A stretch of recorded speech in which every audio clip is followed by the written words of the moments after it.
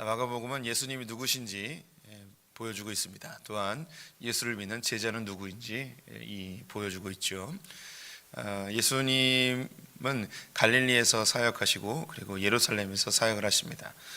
마가복음은 특별히 갈릴리에서 예루살렘으로 가는 그 길을 보여주고 있는데요. 이것은 우리가 이 세상에서 하나님의 나라로 가는 길을 보여주는 것을 그대로 비유하고 있습니다.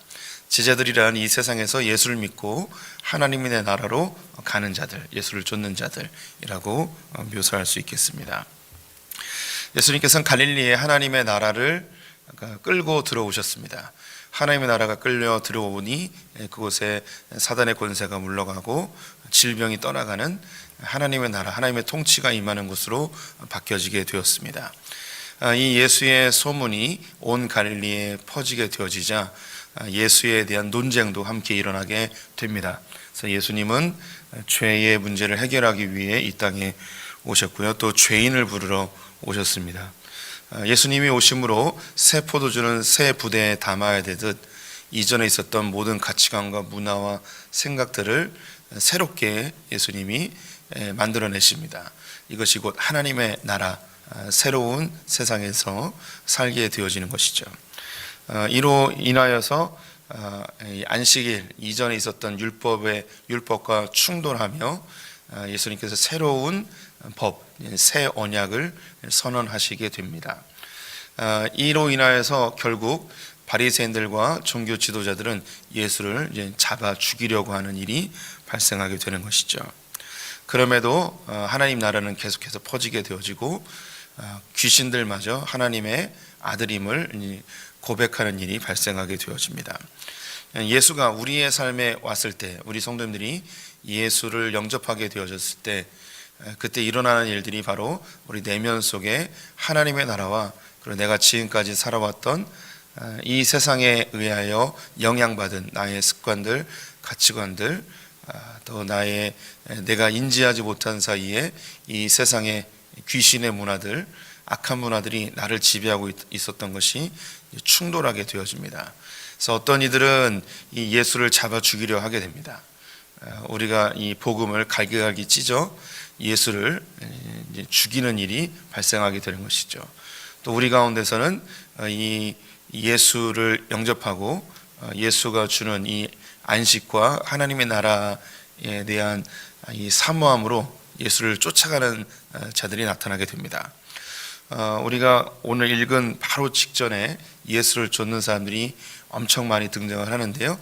그들을 이제 무리라고 표현합니다. 그런데 오늘 13절부터는 많은 사람들이 예수를 쫓게 되는데 그 중에 제자가 특별히 12명이 선정이 되죠. 다시 정리해 보겠습니다. 예수님이 하나님 나라를 끌고 이 세상에 오셨습니다. 이 예수로 인해서 큰 충돌이 발생하는데 어떤 사람들은 예수를 잡아 죽이려 합니다. 예수를 거절하는 거죠. 또 어떤 사람들은 예수의 복음에 흥미를 느끼고 예수를 쫓게 됩니다. 이 쫓은 사람들이 다 제자는 아니에요. 무리라는 거죠. 그 가운데 예수님을 진정으로 따르는 제자들이 나타나게 됩니다. 예수님이 불러내시죠. 이 모든 과정들이 주도권이 하나님에게 있습니다. 주도권이 예수님에게 있는 거죠. 하나님의 나라를 끌고 들어오는 것도 예수님이 하신 일입니다. 12명의 제자를 선택하는 것도 예수님이 하시는 것이죠. 우리 성도님들은 이 세 종류의 사람 중에 어떤 분들이실까요? 첫 번째는 아니겠죠. 예수를 거절하고 예수를 부인하고 거부하는 자들은 아닙니다. 일단. 그럼 우리는 예수를 쫓는 무리인가? 아니면 예수의 길을 따라가는 제자인가? 이 무리들은 자기의 필요에 의해서 예수를 쫓고 있습니다. 문제 해결이나 소원 성취를 위해서 예수를 쫓고 있죠. 어쩌면 우리는 처음에 예수를 쫓을 때에 나의 문제 해결과 소원 성취를 위해서 예수님을 쫓았을 수 있습니다. 그런데 그 가운데 예수님께서는 12명의 제자를 불러내시죠. 이 새벽에 나오신 분들, 또 새벽을 깨우신 분들은 제가 생각할 때 모두가 다 예수님께서 불러내신 제자들이라 확신합니다. 이제 우리 성도님들이 그 예수를 소원 성취나 문제 해결을 위해서 쫓았던 무리 중에서 건진받은 불려내어진 제자들이라 할 수 있겠습니다. 예수님은 12명의 제자들을 불러내셨는데요, 14절 15절 말씀을 제가 읽어보겠습니다. 제자는 어떤 사람인가?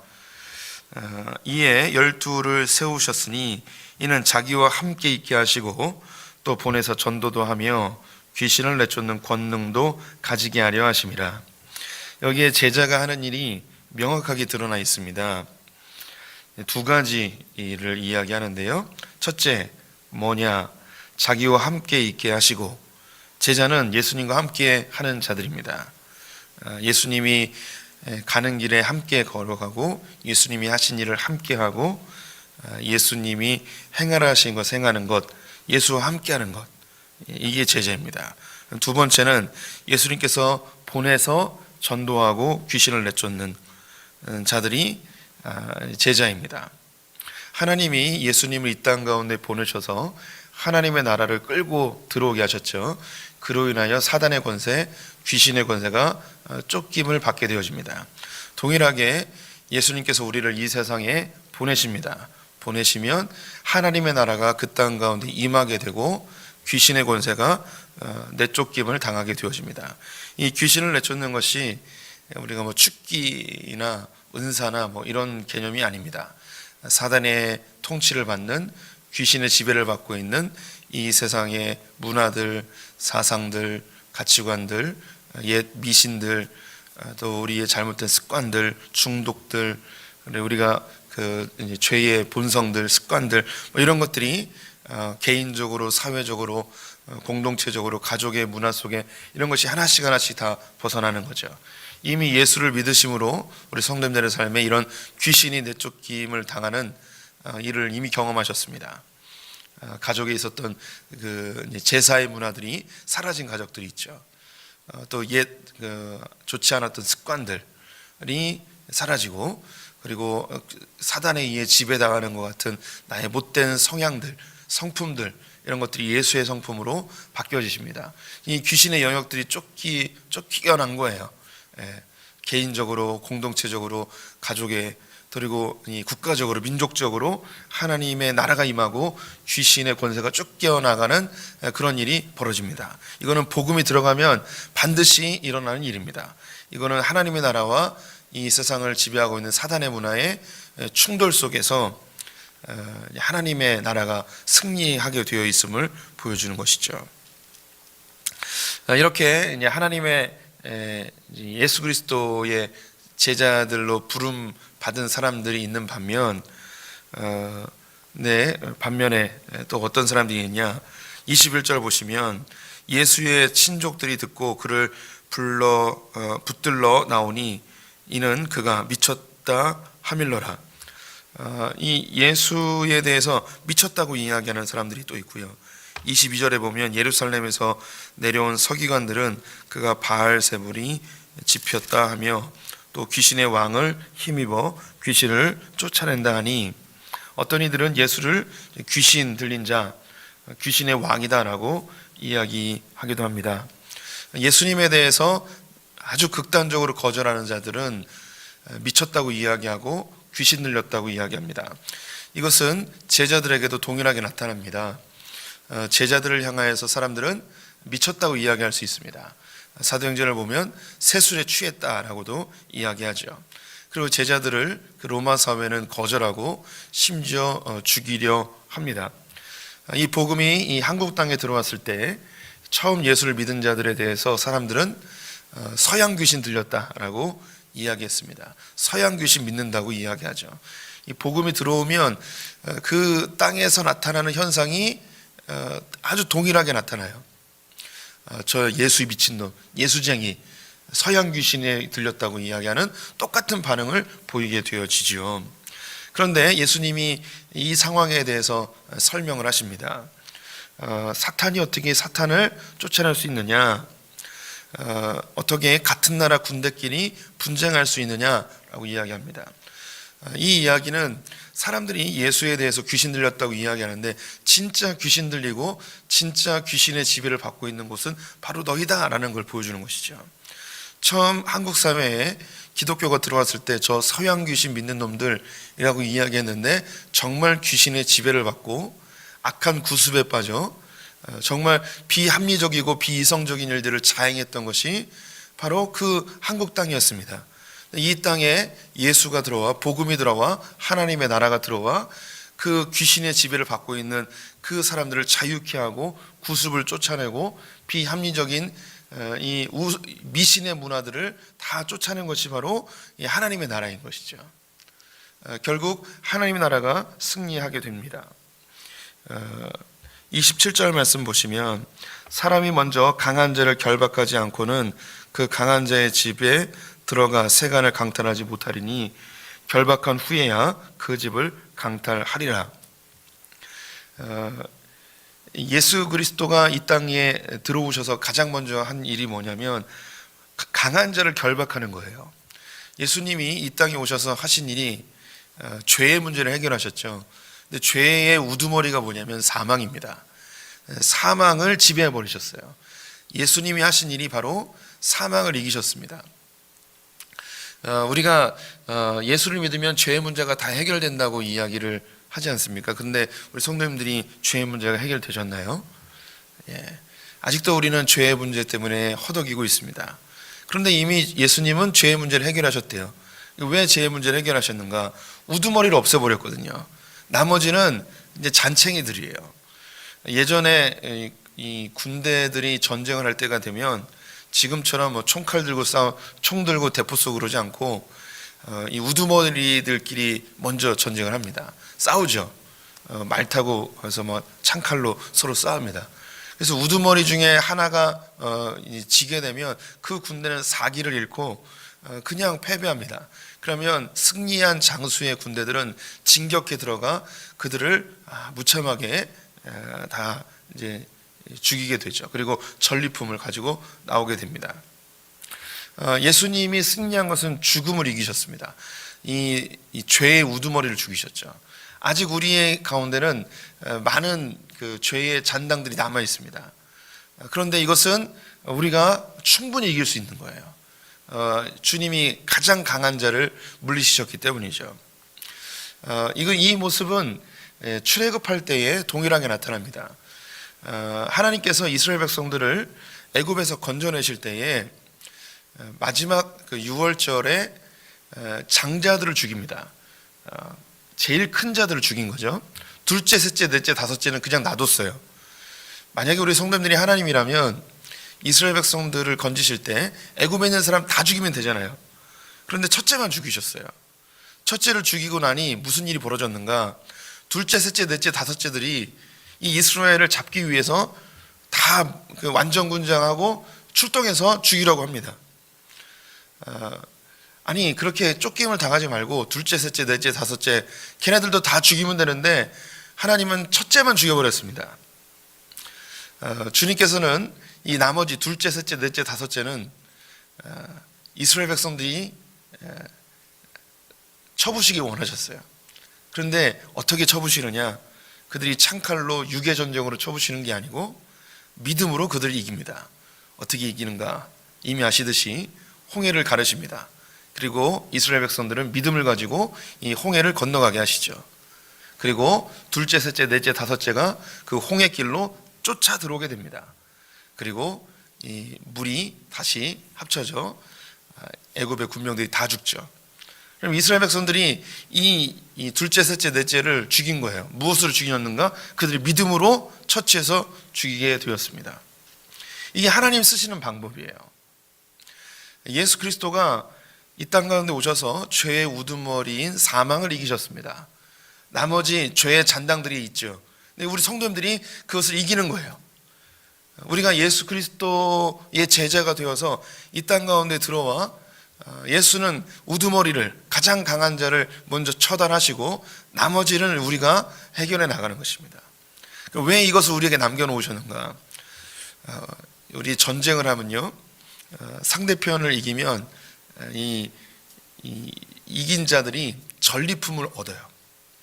근데 이 전쟁에서 동참하지 못하고 전쟁에서 승리하지 못한 자들은 전리품을 얻을 수가 없습니다. 예수 그리스도가 우리의 대장 되셔서 이 죄의 우두머리인 사망을 이겨버렸습니다. 그리고 나머지 졸개들이 쫙 있는 거예요. 그럼 이걸 예수님이 다 없애버리면 우리에게 돌아올 전리품이 없어요. 우리의 면류관이 없단 말이에요. 그래서 잔당들을 남겨놓고 우리가 예수의 이름으로 가서 하나님의 나라의 군사되어 그곳에 들어가 믿음으로 그 죄와 싸워 이기면 그 전리품들을 다 우리가 얻게 되는 거죠. 그 땅을 우리가 소유하게 되고 우리가 면류관을 쓰고 영광을 받게 되는 겁니다. 아니, 눈빛들이 뭘 다 아는 걸 그렇게 열심히 설명하십니까? 라는 그런 눈빛들이라서 하루 새벽기도 안 했더니 이렇게 영역이 떨어질 줄 몰랐습니다.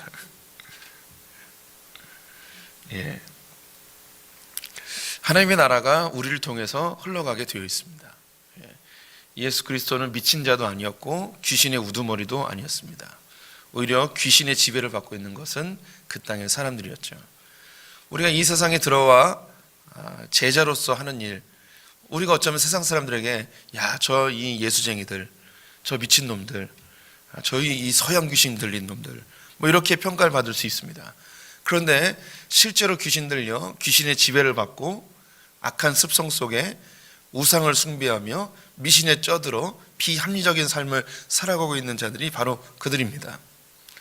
우리는 그곳에 들어가 하나님 나라를 선포하고 하나님 나라를 이루어내는 것이죠. 우리를 거부하는 자들이 있을 수 있습니다. 그들에 대해서 29절에 이렇게 이야기합니다. 누구든지 성령을 모독하는 자는 영원히 사하심을 얻지 못하고 영원한 죄가 되느니라. 성령을 모독하는 죄는 사함받지 못한다고 이야기합니다. 성령을 모독한다는 것, 하나님의 나라가 확장되는 것을 모독하는 거예요. 예수 그리스도를 모독하는 것이죠. 다 같은 말입니다. 우리가 이 세상에서 이 제자로서 살아갈 때 그리스도인으로 살아가는 것 그 자체가 하나님 나라를 확장해 나가는 겁니다. 귀신의 문화를 쫓아내는 거예요. 우리를 모독하는 자들이 있을 수 있습니다. 주님이 이야기합니다. 그들은 하나님께서 반드시 징계하고 심판하시겠다는 것이죠. 제자의 길을 걸어가셔야 됩니다. 그러면 진짜 제자가 누구인가, 하나님 나라 백성이 누군가, 내 편이 누구인가, 이 이야기를 예수님이 하게 되는데요. 예수님을 만나기 위해서 그의 어머니와 형제들이 찾아옵니다.